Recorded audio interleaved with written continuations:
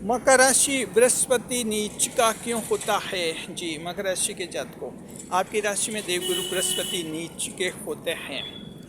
ये बात तो आप सभी जानते हैं। एक कमेंट आया बहुत ही ज़बरदस्त, कहते हैं कि बृहस्पति मकर राशि में नीच के क्यों होते हैं, और ये कमेंट उन्होंने किया है और साथ में ये भी बता रहे हैं कि उनका वैवाहिक जीवन संकट में है और वैवाहिक जीवन खराब है, दिक्कत है। तो जाहिर है कि देवगुरु बृहस्पति जिस राशि में नीच का होता है उसके वैवाहिक जीवन में परेशानी आई जाती है। तो मकर के वैवाहिक जीवन में वैसे भी परेशानियां होती हैं, शनिदेव के कारण भी होती है। शनिदेव आपके द्वितीय होते हैं, उसके कारण भी आपके दिक्कत आती है। देवगुरु बृहस्पति नीच के होते हैं, वैवाहिक जीवन में वहाँ भी परेशानी आपके आ जाती है। जी, बड़ा सवाल यह है कि नीच का क्यों होता है मकर राशि में। ये बृहस्पति कुंभ राशि में नीच का क्यों नहीं होता, मीन राशि में क्यों नहीं होता, दूसरी राशि में नीच का क्यों होता है, सिर्फ मकर में नीच का क्यों होता है, हम आपको इसमें बताएंगे कि क्या वजह है। स्वागत है आप सभी का हमारे YouTube चैनल JR एस्ट्रोलॉजी 1 में। पहली बार चैनल पर बता रहे हैं तो आपको गुलदस्ता भेंट। देखिए कि जो है इसका कारण, ये ज्योतिष शास्त्रीय व्यवस्था को आपको समझना होगा। ज्योतिष शास्त्र में, एस्ट्रोलॉजी में जो भी प्रणाली चलती है वो बहुत ही व्यवस्थित तरीके से चलती है। दरअसल देखिए कि कोई भी ग्रह जो होता है उसकी दो राशि होती है, एक उच्च राशि होती है और दूसरी जो है निम्न राशि होती है। जी, उच्च राशि का विचार पहले होता है। जिस राशि में कोई ग्रह उच्च पाया जाता है, मान लीजिए उस राशि से 7वें नंबर की जो राशि होती है उसमें वो नीच का पाया जाता है, यह समझ लीजिए। यानी 7वें नंबर वाली राशि में वो ग्रह नीच का पाया जाता है, ये व्यवस्था चलती है। जी, अब देखिए कि जो है मकर राशि की हम बात करते हैं बृहस्पति की। तो देवगुरु बृहस्पति कर्क राशि में उच्च के पाए जाते हैं, और कर्क राशि से अगर देखा जाए तो 7वें नंबर की राशि बनती है मकर राशि, और ये वजह कि 7वें नंबर की राशि यानी मकर राशि में देवगुरु बृहस्पति नीच के पाए जाते हैं, ये सिद्धांत चलता है। इसी तरह का सिद्धांत जैसे मंगल उच्च का, तो मकर राशि जात को आप में मंगल उच्च का पाया जाता है। अब आपसे 7वें नंबर की राशि कौन सी बनेगी? कर्क राशि बनेगी। तो कर्क राशि में मंगल नीच का पाया जाता है। ये एक सिस्टम होता है, एक व्यवस्थित प्रणाली होती है, अरेस्ट सिस्टम होता है। इसके आधार पर जो है एस्ट्रोलॉजी में ये रचनाएं की हुई है, सनातन काल से ये की हुई है। जी,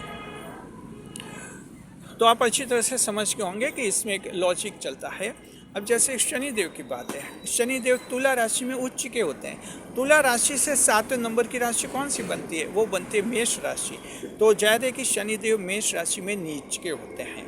तो ये सिद्धांत, ये प्रणाली चलती है।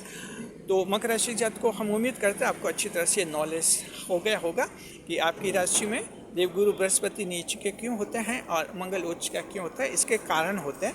ऐसा नहीं कि मन मर्जी से किसी ग्रह को कहीं भी उच्च या नीच का बना दिया जाए, ऐसा नहीं होता है। ये एक पूरा लॉजिक होता है। उच्च और नीच के ग्रह में जो है 7वीं राशि का संबंध पाया जाता है। तो इसी तरह से जो ग्रह होते हैं, 9 ग्रह, उनका इस तरह का संबंध स्थापित होता है। अब वो देखिए कि मकर राशि जात को देवगुरु बृहस्पति आपकी राशि में नीच के होते हैं, तो नुकसान तो क्या होता है? जिन्होंने कमेंट किया वो खुद ही बता रहे कि उनका वैवाहिक जीवन बहुत ही ख़राब हो चुका है, बहुत ही टेंशन है, बहुत ही परेशानी है। तो सिंपल है, बृहस्पति राशि में नीच का है, इसका मतलब इसका असर हर एक व्यक्ति पर पड़ता है। तो आपके वैवाहिक जीवन में परेशानी आती है, ऐसी परेशानी आती है जिसकी आप उम्मीद भी नहीं करते। और ताज्जुब ये कि आपकी बात जीवन साथी मानना ही नहीं चाहता।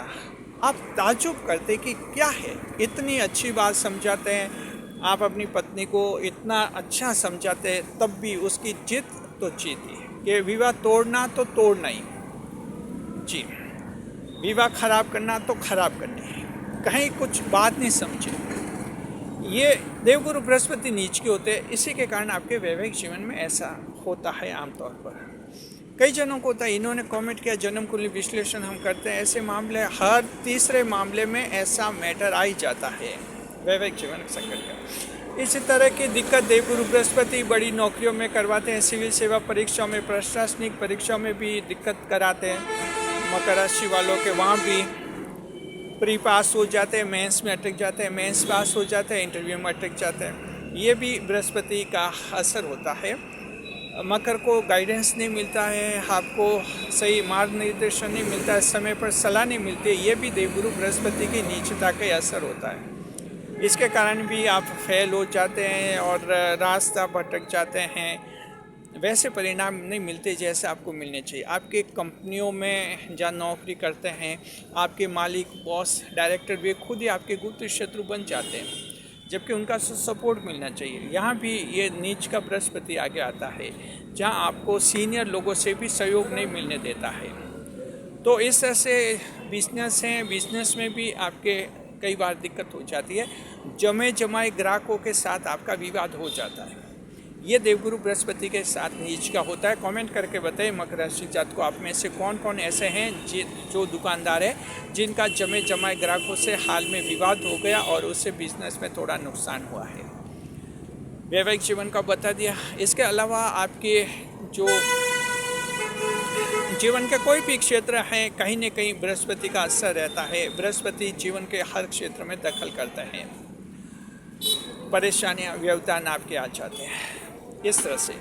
हालांकि ध्यान रखना कि कोई भी ग्रह जिस राशि में नीच का होता है तो उसका असर होता है, लेकिन ये कोई इतना असर नहीं रहता है कि उस राशि को फल ही नहीं देता है। कोई भी नीच ग्रह भी उस राशि में रहता है तो उसको प्रोटेक्ट करने की भी कोशिश करता है। तो इसी तरह से देवगुरु बृहस्पति आपके शास्त्र ग्रह भी माने गए हैं।